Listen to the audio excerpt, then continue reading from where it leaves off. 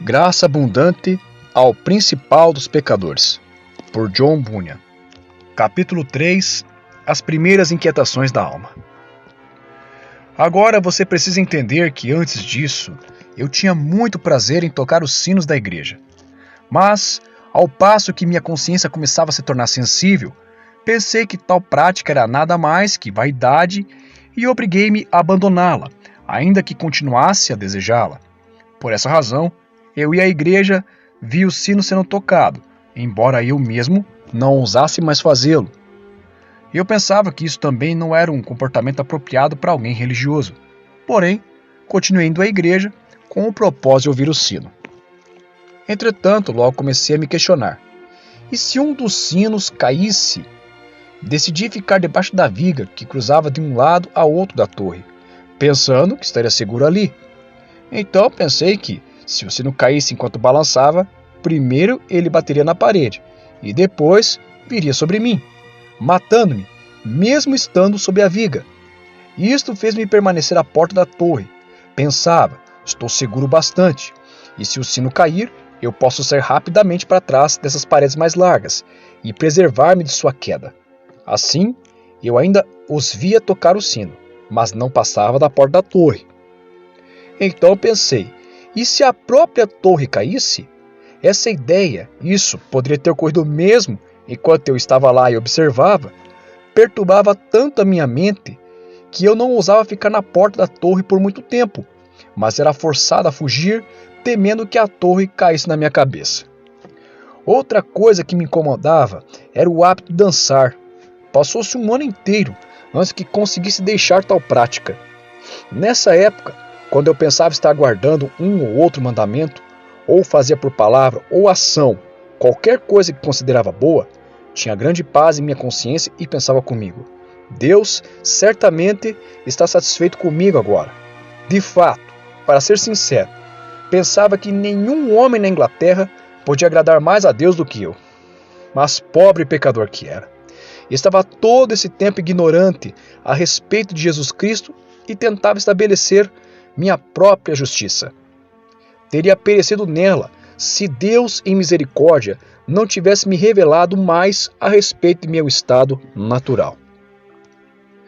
Um dia, a boa providência de Deus levou-me a Bedford, a motivo de trabalho. Em uma das ruas daquela cidade, passei por 3 ou 4 mulheres sentadas ao sol, falando sobre as coisas de Deus.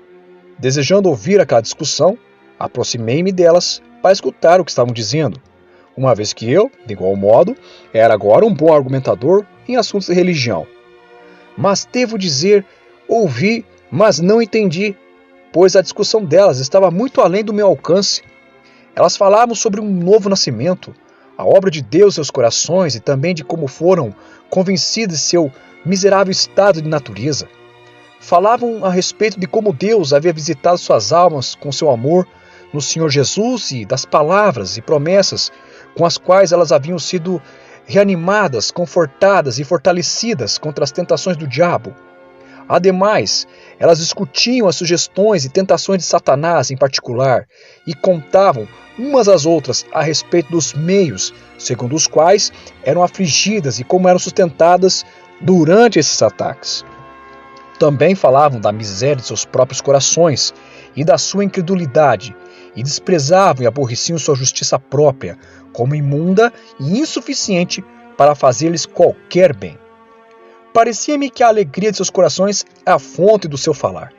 A conversa delas era preenchida com a beleza e o deleite da Escritura, e havia tal aparência de graça em tudo o que elas diziam, que era como se tivessem encontrado um novo mundo.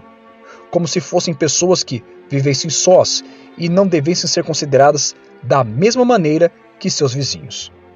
Nesse momento, senti meu coração começar a agitar-se e ficar desconfiado de meu estado espiritual. Quando percebi que, mesmo com todas as minhas ideias sobre religião e salvação, o novo nascimento jamais havia penetrado a minha mente.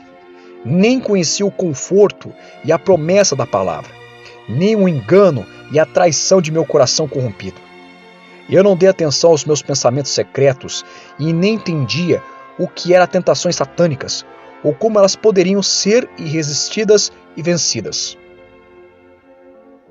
Por conseguinte, quando ouvi e considerei o que aquelas mulheres disseram, eu as deixei e prossegui a viagem de trabalho, mas a conversa delas me acompanhou. Meu coração permaneceu com elas, pois fui grandemente afetado por suas palavras. Estas me convenceram de que me faltavam em mim as marcas distintivas de um homem verdadeiramente piedoso e também me convenceram da feliz e abençoada condição de uma pessoa piedosa.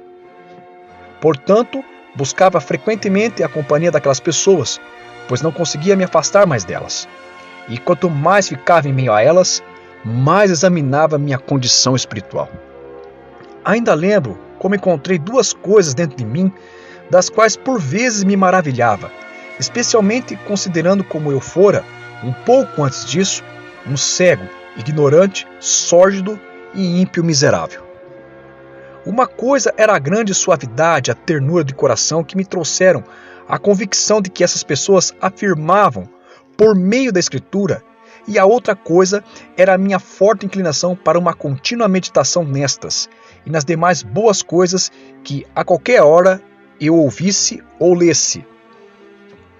Essas coisas afetaram tanto minha mente que sentia-me como um sanguessuga alimentando-se de uma veia e clamando continuamente: dá e dá. Minha mente estava tão fixa na eternidade e nas do reino celestial, isto é, tanto quanto eu conhecia, pois Deus o sabe, eu conhecia bem pouco, que nem prazeres, nem lucros, nem persuasão, nem ameaças poderiam fazer-me perder a concentração. E embora me envergonhe de dizer isto, trazer meus pensamentos de volta à terra era tão difícil naquele tempo quanto era pensar nas coisas celestiais antes de iniciar-se esta inquietação da alma. Uma coisa não devo omitir. Havia um jovem em nossa cidade, ao qual meu coração estava estreitamente ligado em amizade do que a qualquer outro.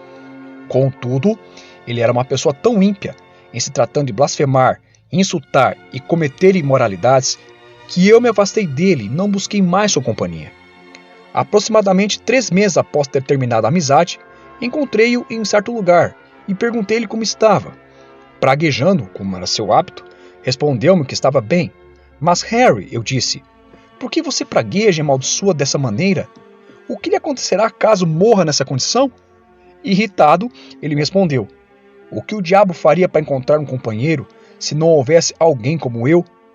Nesta época, deparei-me com alguns livros dos Hunters. Os Hunters eram uma seita daqueles dias, que circulavam por meio de alguns homens de nosso país.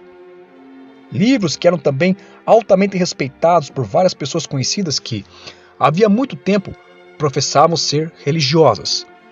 Li algum desses livros, mas não era capaz de fazer nenhum julgamento sobre eles.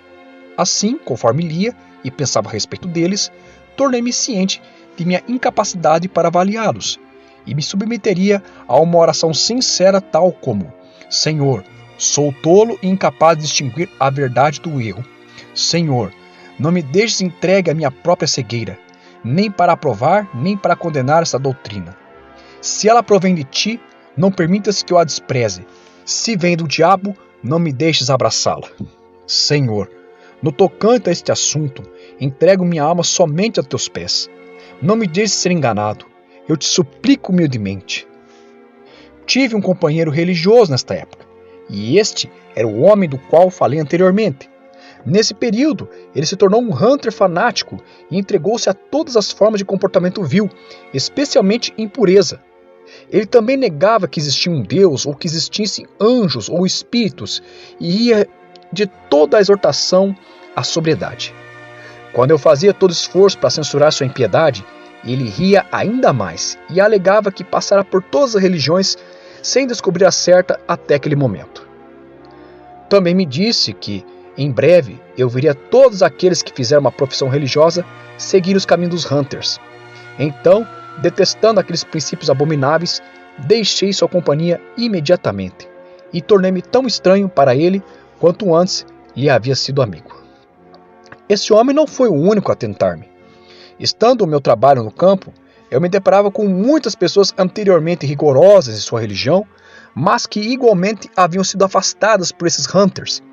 Essas pessoas também falavam comigo de seus caminhos e me julgavam legalista e confuso, alegando que somente eles tinham alcançado a perfeição e podiam fazer o que quisessem e não pecar. Essas tentações apelavam para a minha natureza pecaminosa, sendo eu jovem e estando no vigor dos anos. Mas Deus, que tinha, como eu esperava, designado-me para coisas melhores, guardou-me no temor do seu nome, e não permitiu que eu aceitasse tão abomináveis princípios. Bendito seja Deus que dispôs meu coração a clamar por ele, a fim de ser guardado e direcionado por ele, e a continuar desconfiando da minha própria sabedoria. Desde então, tenho visto os efeitos daquela oração em ter o Senhor me preservado, não somente dos erros dos hunters, mas daqueles que surgiram desde então. A Bíblia era preciosa para mim naqueles dias. Acredito que, em seguida, comecei a olhar a Bíblia com um novo entendimento, lendo-a como nunca o fizera antes. As epístolas do apóstolo Paulo eram especialmente encantadoras e agradáveis para mim. Eu realmente nunca estava sem a Bíblia. Encontrava-me sempre lendo-a ou meditando nela, enquanto continuava a clamar a Deus, para que me pudesse saber a verdade e o caminho para o céu e para a glória. Conforme dava prosseguimento à minha leitura, deparei-me com essa passagem. Porque a um é dada, mediante o Espírito, a palavra de sabedoria, e a outro, segundo o mesmo Espírito, a palavra do conhecimento, e a outro, no mesmo Espírito, a fé. 1 Coríntios, capítulo 12, versículos 8 e 9. E apesar de entender que nesses escritos o Espírito Santo se referia às coisas especiais, extraordinárias, a convicção em meu espírito prendia-se à minha suposta carência dessas coisas básicas, os dons de sabedoria e entendimento, que são a porção de todos os outros cristãos. Refleti muito nessa passagem, mas não podia dizer o que fazer. A palavra fé perturbava-me sobremaneira, pois às vezes eu não conseguia deixar de questionar se tinha fé ou não. Eu estava relutante em concluir que não tinha fé, pois pensava que, se fosse esse o caso, deveria considerar-me um verdadeiro rejeitado.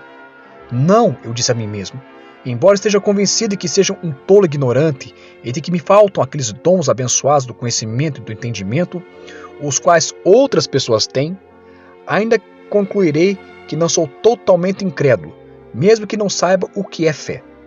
Foi revelado a mim, e isso também por meio de Satanás, como antes eu via as coisas, que aqueles que concluem que estão num estado de descrença não têm sossego nem quietude em sua alma, e eu relutava em cair em completo desespero.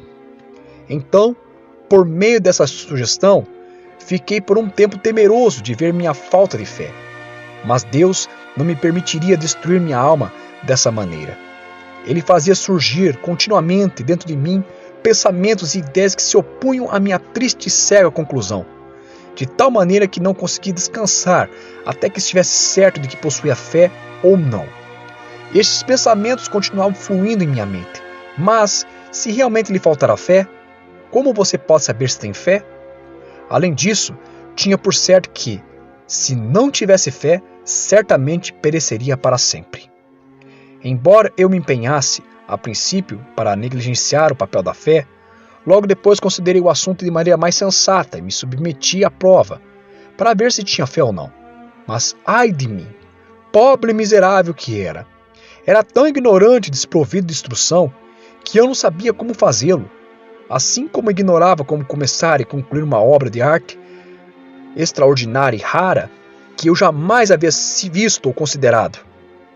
Deste modo, enquanto eu refletia sobre essas coisas e me sentia perturbado por elas, você deve saber que eu não revelara meus pensamentos a respeito disso a ninguém.